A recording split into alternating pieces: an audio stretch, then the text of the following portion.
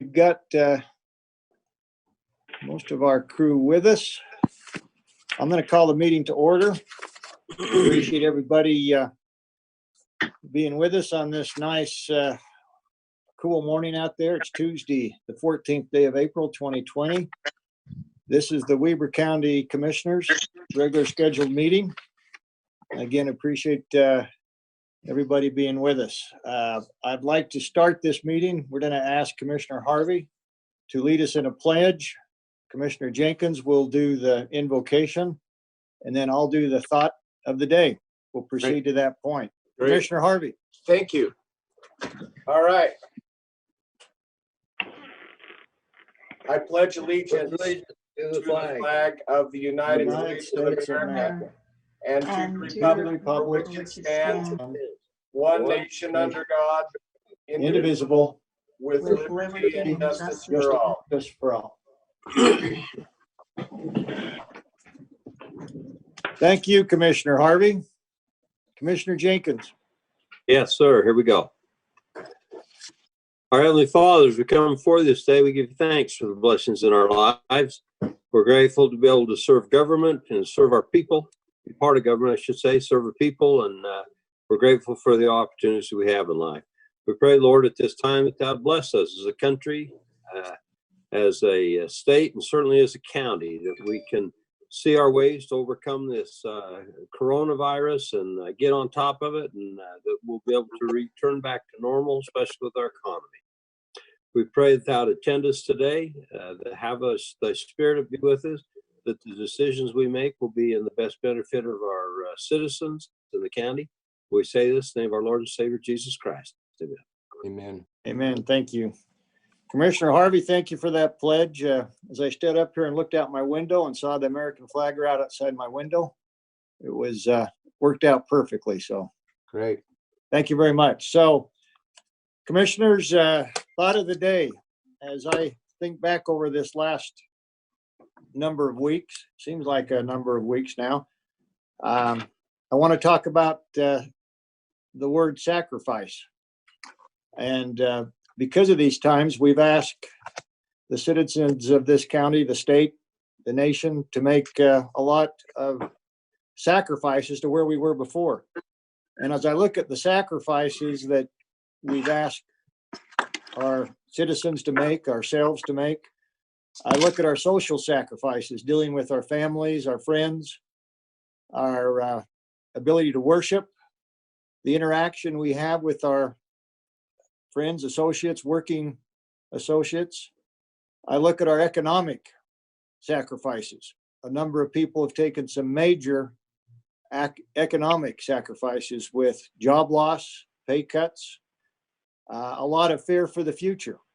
When is this going to end, and what is that going to mean for their family well-being, for their economic well-being? And I look at our civic sacrifices, commissioners, the ability to talk to our neighbors. We're coming up actually this Saturday, this weekend, on a very important opportunity for us to be involved civically as we look for our future leadership in this county. And a week or so from now, we'll be dealing with our state leadership. This is a different time than I've ever seen before, and our ability to have public meetings. This meeting this morning is a perfect example of that, where typically this would be a public meeting. We'd be able to see eye to eye, face to face, and ask questions. We're not right now have that ability to do it. Talk to our neighbors about who they think our best representation should be for the future. So, commissioners, this is some different times. And all I can think about is a saying that my old coach used to tell me, and that is as follows: if you don't sacrifice for what you want will be the sacrifice.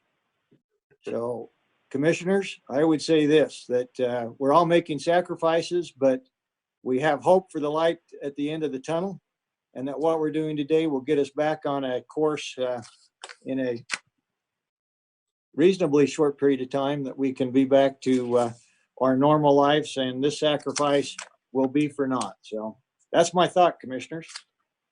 Let's, thank you. Let's move on to public comments. I do have, and I don't know if Commissioners Harvey, Jenkins, you received one. I did receive a public comment that was emailed in from a Gloria Martinez. I wanted to cover that. Make sure that the public knows that we are taking these as they come in. She made a comment that I wanted to submit my public comments for the next Weber County Commission meeting. Just heard that the county is letting go of most of the library staff, which is disappointing. Understand that we are unique in unique times, but the library has been a great resource. I am not very computer savvy, so I can't always find the information. I'm looking for online. I guess that's information. When I call a lot of state or city offices, I'm often waiting on hold, I never get an answer. The library has been great because I can call them and help, and I've always found what I needed. These are things that have nothing to do with the library, but they are still help me out over the phone. I call someone and they always answer. Someone else recommended for me to call the library because they help me out as well. Thank you for your time and consideration. Gloria Martinez. Ms. Martinez, I just want you to know that we are not letting go a major share of our library staff. What we have asked is for some of our part-time, just in a very temporary period of time until we get back in operations, that we may allow them to take a furlough or leave. This is not a layoff. This is a furlough. Give them the opportunity, obviously, to come back when we're up and operating. So I would just want to make sure it's clear to the public that we're not letting go of the library staff. We will look at some temporary furloughs. And I think we have with us this morning Sarah Swan. Sarah, she's actually the lead on this. Sarah, do you want to lay in on this? I think what you said, Gage, is a good description. We're just asking those areas that are closed that have part-time folks to take a temporary leave of absence. At that time, they'll still maintain all of their benefits. They'll still accrue sick and vacation, and they'll be able to collect unemployment, which in many cases will be better than what they're currently receiving here. So we hope it's just a small transition period, and we hope that everything remains beneficial to them as employees. Yeah, absolutely. And let me just reiterate what we had a directors meeting yesterday. Make sure the public understands the county financial position is very healthy. We have no concerns. We're probably as healthy, if not healthier, than we've ever been in the past number of years. It's not our intent to lay off people, but we do have a responsibility to look at the production and do temporary furloughs when the workload's not there. That's something that any good business would do, and we're following good business procedures here at the county. So with that, Commissioners Harvey or Jenkins, would you like to add to that? That's the only public comment I've received. No, I think you explained that adequately. Thank you. I want to, in fairness to Ms. Martinez, it's not just the library, but with our public facilities, the libraries, and our other public facilities such as the iShoot, the Golden Spike Event Center, the Ogden Eccles Conference Center, the theaters. Many of our facilities are shut down, and so the part-time people in those areas, we're being unilateral in our decision, and it's in interest to running a good, healthy business. Weber County is a corporation, and just like most corporations, you do what you can to make sure that the corporation is alive when you get through things. And so this will be good for the county and hopefully good for the employees. Why the buildings are closed. Exactly. We think it's a good win-win situation for the public and our employees. So I think it's fair. Okay. No other comments, Commissioners. I'm going to move on to the consent items.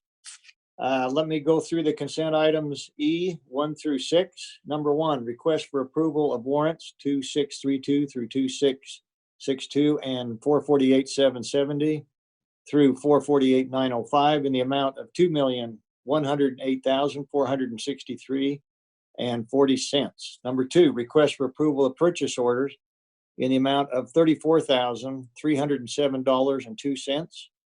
3, request for approval of the minutes for the meeting held last week, April 7th, 2020. 4, request for approval of new business licenses. 5, request for approval of a settlement agreement by and between Weber County and the UniFirst Corporation. 6, request for approval of retirement agreements by and between Weber County and the following people: Michael Ledemza, Linda Guzman, and Curtis Frost. Commissioners, questions on the consent items?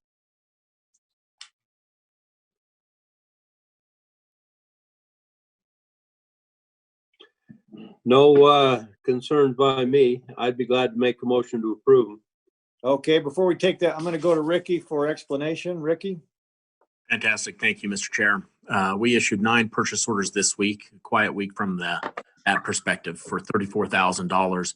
Almost half of that amount, or $17,000, is for the library, and that will go towards engineering fees for and architectural fees to assess damage sustained during the earthquake, as well as to purchase copy paper and some signage. 20%, or $7,000, is for the jail, and that will go to purchasing gloves. As far as checks, we issued 167 checks for $2.1 million this week. 53% of that amount, or $1.1 million, was transportation projects paid for out of the sales tax, transportation tax. And that went primarily to the 2 projects, the 12th Street West project and the 2550 South project. 22% of the checks amount was $466,000, and that was on behalf of the transfer station to pay for disposal fees. And then 5%, or $109,000, was for our paramedic fund, and that went toward purchasing 2 cabs and chassis.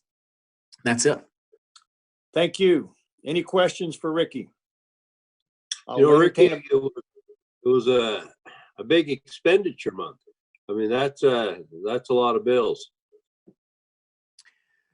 Yes, whenever we, especially the transfer station, whenever we have that, and then those transportation funds. Yeah. Yep. Okay, I'm ready for a motion. Motion to approve. We have a motion by Second. second by Commissioner Harvey. All those in favor say aye. Aye. Chair votes aye. Motion carries. Consent agenda is approved. Thank you. Let's move on to the action items. Action item F1, request for approval of contract by and between Weber County and the specific office automation for the purchase and servicing imaging equipment, including copiers and printers. Ricky, this is your department.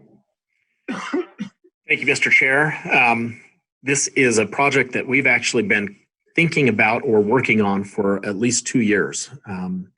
Currently, the county, the way we handle our printers and our copy machines is on a department by department basis. So each department makes their own decisions on what they buy, who they buy it from, how much they pay. They do the negotiations or not.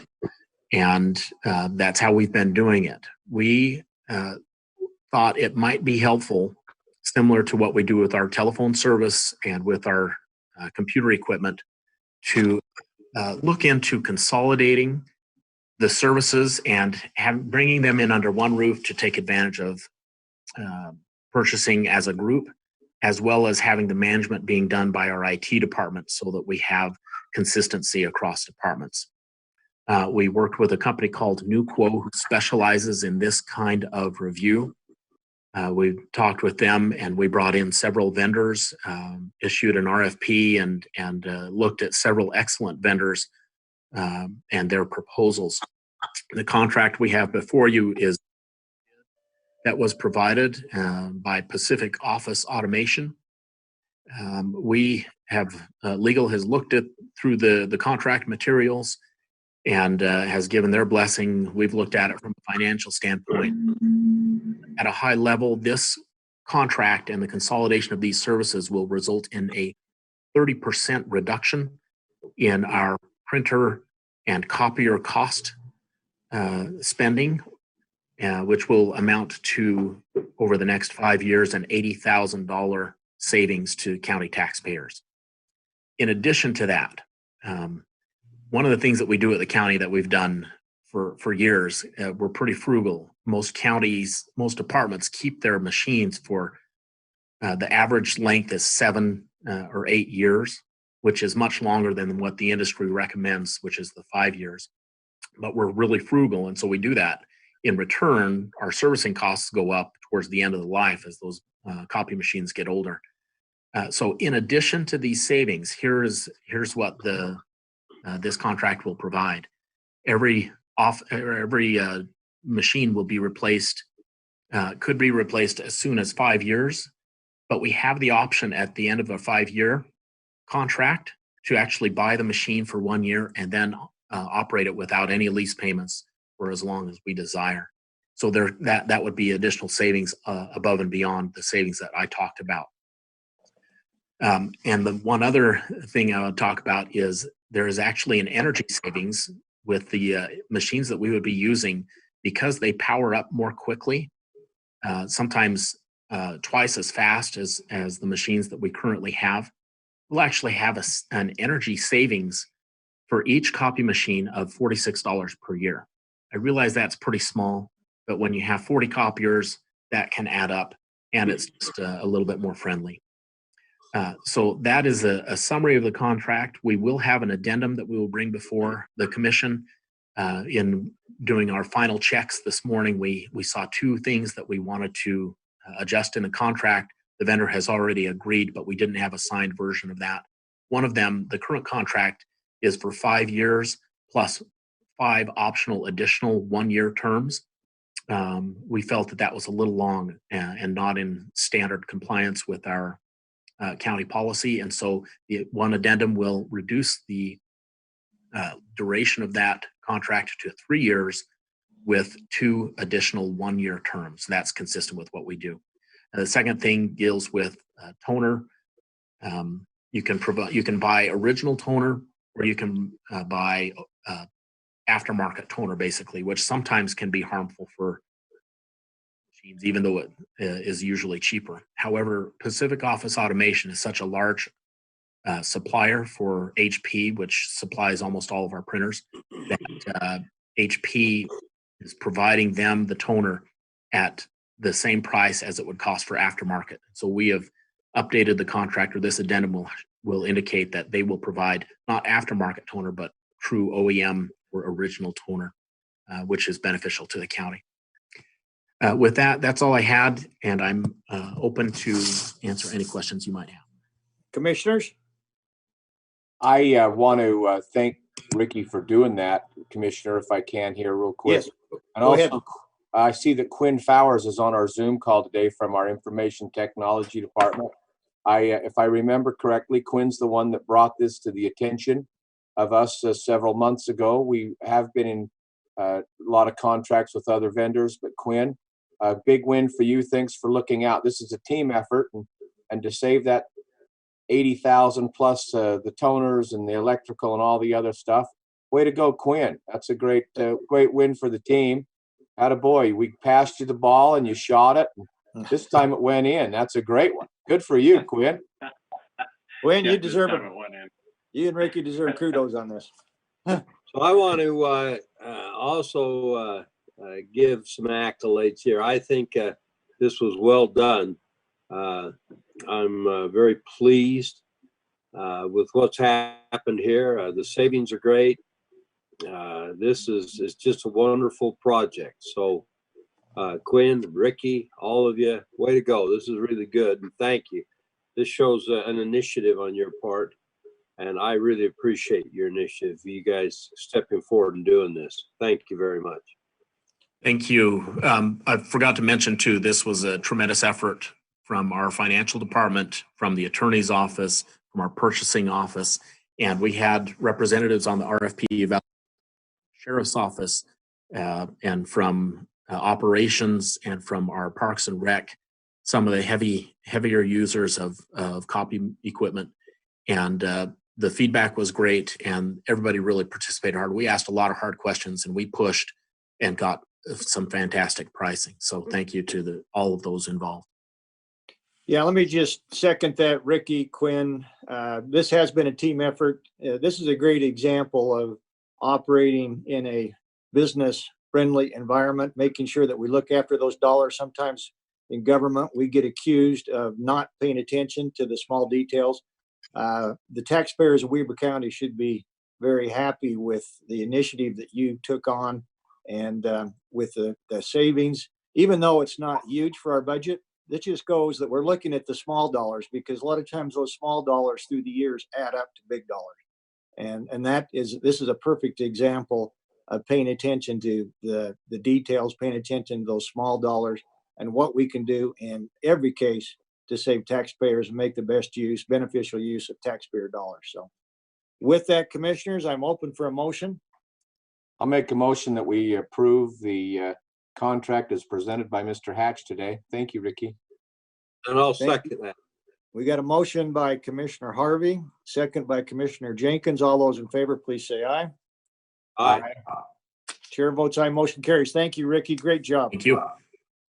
Let's go to action item F2, request for approval of right-of-way contract by and between Weber County and the following for property acquisitions for the 2550 South right-of-way: Kimberly Hackison and Cindy Hackison, Jason F. Fanisco and Melissa K. Fanisco, Natalie Ruiz, Craig Kelly, Carol Kelly, Andrew Kelly, Russell Jackson, James Reese Trimbley, and Rowenda J. Joy Tate G. Trimbley, Larry Day Delinga and Sharon H. Delinga, Beverly F. Bailey, Stephen S. Blakesley, and Blaine H. Atkinson. And our presenter on this will be Mr. Gary Myers. Gary, you with us? I am with you. Can you guys hear me okay? We can hear you. Perfect. Go ahead. So we have been busy. We've acquired a lot of property along 2550 South. What we did is we prioritized the eastern end of the project, or end of the corridor, to accommodate the current project West Haven is putting out to bid to begin construction on here shortly. What you see before you represents everything from the boundary line between West Haven and Weber County west to the intersection of 3500 for the corridor preservation for an 80-foot right-of-way through there. That was our priority so that West Haven could move forward. And yeah, you've captured all the names there. I've got 11 different contracts. One of them, particularly the Kellys, had 2 contracts. They had 2 parcels that we had to purchase right away from.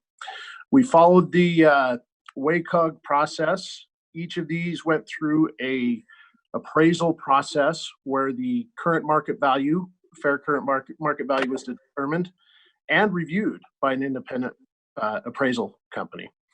And yeah, what I've got for you is their contracts for your approval today. Thank you very much, Gary. Commissioners? So Gary, did you say this finishes up on the right-of-way acquisitions on 2550? No, great question, Commissioner. This Okay. really is probably, I don't know, if I had to throw a number at it, 25% maybe of the right of way we need to acquire through and along 2550. But what it does is it allows West Haven to move forward with their construction funds, because we were purchasing property that they're going to build some improvements on. That's good. Okay. Any other questions? Commissioner Harvey, questions? No, I don't. I this is again what we do in the unincorporated areas as mayors of that particular area, and I appreciate what Gary, you and your team have done there. Thank you. Appreciate it. Thank you. Okay. No other questions? I'm open for a motion. I'd make a motion that we approve the purchase contracts of the right-of-ways. Second. Moved by Commissioner Jenkins, second by Commissioner Harvey. All those in favor say aye. Aye. Chair votes aye, motion carries. Thank you. That's approved, Gary. Thanks, gentlemen. Appreciate it. Good job. Thanks, Gary. It looks like that brings us to the end of our action items. Let's move to our final item. Commissioner, before we adjourn, Commissioner comments. Commissioner Jenkins? This is an important part of what we do. And know, it's hard managing the county under these circumstances, but I'm continually impressed by what's happening. Our good people, the things that they're doing to keep us going, keep things working. Well, when I look at the crews that are out being involved, they're trying to keep their social distance and working very hard, and we're still getting a lot done. The road crews are busy. When I look at what we're doing in the health department to handle these COVID problems we've got, our numbers are pretty steady. We keep getting close to 100, and then we keep going down, and we've not gone over that 100 mark yet. And so I'm excited. I hope we can stay under it till we get this thing under control. But the county's running well and done a good job so far, and I'm really pleased and proud to be part of it. Thank you very much. Commissioner Harvey? Yes, Commissioner Jenkins, do you want to talk just a little bit about the transfer station? Sorry, we're going to ping pong here a little, Commissioner Farrar, if that's okay. Yeah, no, that's great. Yeah, thank you, Commissioner Harvey, for reminding me of that. The transfer station does reopen today to the public. And so we're back in operation, full operation. The transfer station itself never, ever really shut down. They just shut down to household waste. And they're doing what they need to now to distance, and we're ready to accept those people. So we're open again today. Good to know. And if I can, Commissioner Commissioner Farrar? Harvey? Yeah, thank you. I want to, not just with the transfer station, but we anticipate, should everything stay, if people continue to follow the health order, we think that we can open the North Fork Park to individual campsites during the first part of May sometime.